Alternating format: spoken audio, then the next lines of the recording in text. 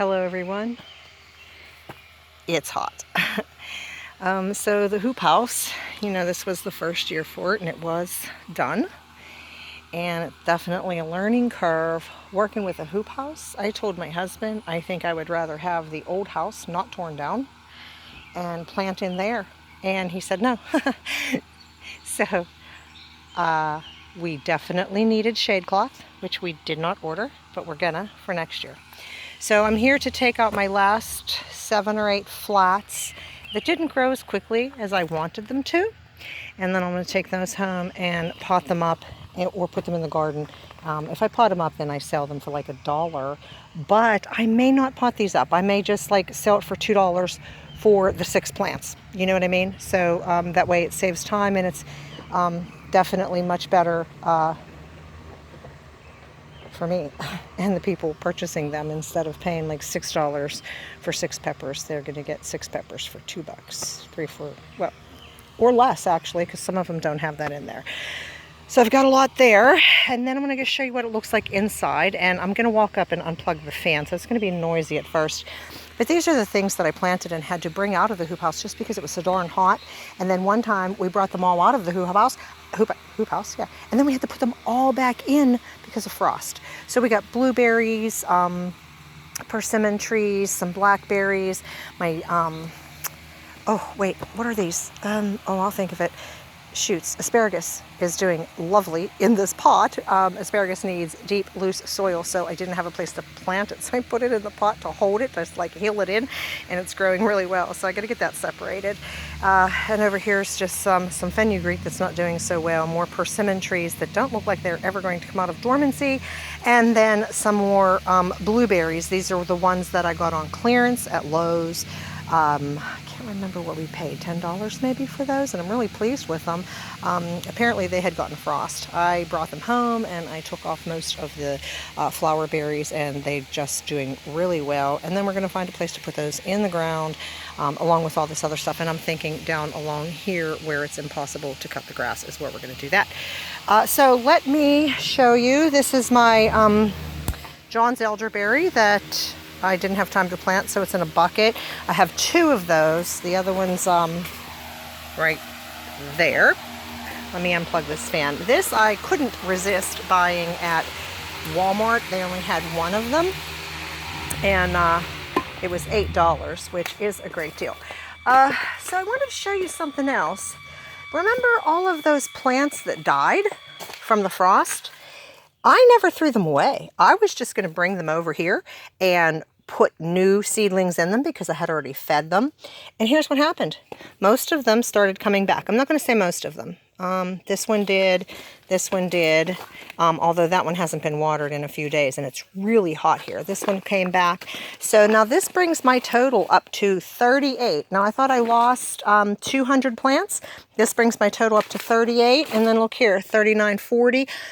Plants that survived that frost. What I did was I took them out of the pots and put them like in a bigger pot in a circle to see if I could actually have them live. And oh, I'm so pleased that they did live. So if I ever make that mistake again, I won't just throw the pots away. I will, bring them back in and see what is salvageable.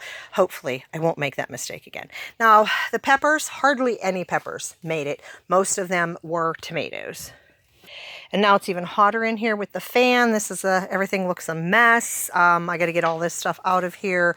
More persimmons. This is what my husband planted on that plate. Remember that little Ziploc plate? Well, this is what survived out of that. And I'm not sure what this is. I don't think that's the deal. I think that's Nigella. Here's one of the chickpeas. This is celery. When you salvage celery at home. Just gonna, see what it's doing. The avocados, I'm probably just gonna pitch this whole thing. They grow well in my living room when they're kept super moist, or in my kitchen actually. And my seeds from my lemon tree, they probably just dried out and died because it's so flippin' hot in here. Our water is a spring. We don't have the pump hooked up to be able to pump that up here. So this is a garbanzo bean that probably died of that damping off. And I did have to replant some, but I don't think they're going to live rosemary from seed. I'm really happy with that.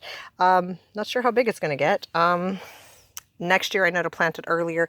You can see how some of this stuff just dried out because I skipped a day coming over here to water it. And then what I did was condensed everything else. I took about half of, I took like 2 flats, not 2 flats, but 2 little 6-packs of foxglove.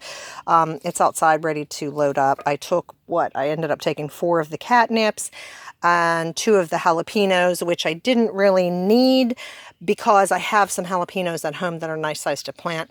The marigolds coming through. Oh, there's more catnip. I must have catnip. I must not, how much did I take? I better grab some. Oh, lovely. Okay, and there's more fenugreek that doesn't seem to be doing well. I think I may have watered that too much. I never grew fenugreek before. But this thing, whatever it was, grew in there. It looks like it's some sort of dandelion opening up there, but it's also drying out. So, but now I have some water in the bottom of there. Maybe not enough. I better put some more in. And that's it. I've got to end this video because, and then I can't wait to clean this up, but I can't do it in this heat. And rosemary, that loves heat, is drying out from too much heat. Look at that. So I'm going to put these outside and then be done with it. So, all right, everybody, thanks for watching. And boy, I'll tell you, this hoop house is definitely a learning curve. I think I may have preferred like even a storage unit. Maybe that would be no light, but something that's a lot cooler, that doesn't get this hot. But then again, I guess that's what you want this hoop house for in the winter or in the early to extend your season and to start your season earlier. But we've got to do these roll-up sides and things, so there's a lot more work that needs done in the hoop house, but I don't think it's going to be done anytime soon. So, all right, guys, that's it. I'm sweating like crazy, and that's the hoop house update. So thanks for watching, and you guys take care. How are your plants? Let me know how your plants are doing. Do you have a hoop house? I seriously want to know. Like, did you have a learning curve with your hoop house? I guess everything's a learning curve for everybody. But if you're going to get a hoop house, make sure you get your shade cloth as well, unless you're going to have everything out of it before April. All right, guys. Talk to you later. Be blessed.